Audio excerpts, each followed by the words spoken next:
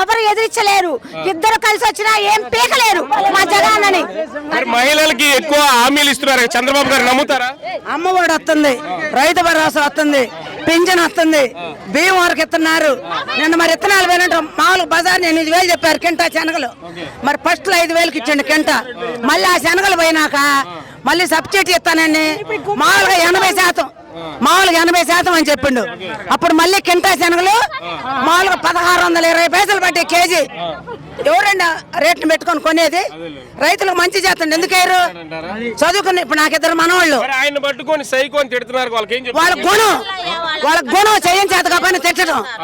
నా ముందరకు రమ్మని తిట్టేవాడిని పని చదువుతా తిట్టు అట్టలు కడతా అంటున్నా. చెప్పండమ్మా, మీరు మహిళల పరంగా జగన్ గారి గవర్నమెంట్ ఎలా ఉంది, ప్రభుత్వం ఎలా ఉంది? మహిళల పరంగా, పిల్లల పరంగా, విద్యా పరంగా, ఆటల పరంగా అన్నిట్లో పర్ఫెక్ట్ మా జగనన్న.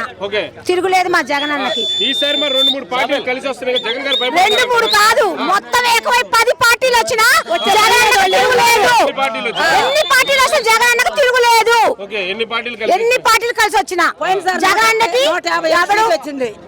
ఈసారి 4 జనసేన ప్రభావం ఎలా ఉండిద్ది అంటారు? ఇక్కడ అసలు అది లేదు. జనంలో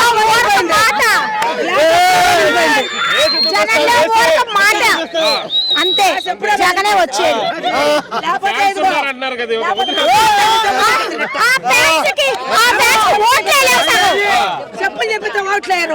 సానుభూతి ఉంటేనే వేస్తారు ఎవరైనా. పార్టీ ఏదన్నా కానీ సానుభూతి ఉండాలా, జనానికి మంచి పని చేయాలా. జనం మాట అందరూ తెలిసిద్దే.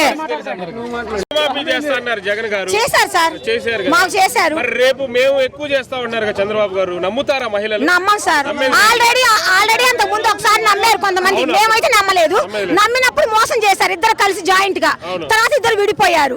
తర్వాత చంద్రబాబు నాయుడు గారు ఎక్కారు సీఎం పదవిలో. అప్పుడు మాకేం చేయలే. జగన్ వచ్చినాక మాకు అన్ని వస్తువులు కల్పించాడు, మాకు అన్ని చేశాడు. ఉన్నాయి సార్, ఉన్నాయి సార్. మా అబ్బాయి 10th గవర్నమెంట్ స్కూల్ లో చదివాడు సార్. స్కూల్స్ బాగున్నాయి, విద్యాపరంగా బాగుంది, అమ్మఒడి బాగుంది. లేని వాళ్ళకి ఉన్న వాళ్ళకి అందరికి సమక్రమంగా చేశాడు మా జగన్ అన్న. ఖాయం పక్కా సార్.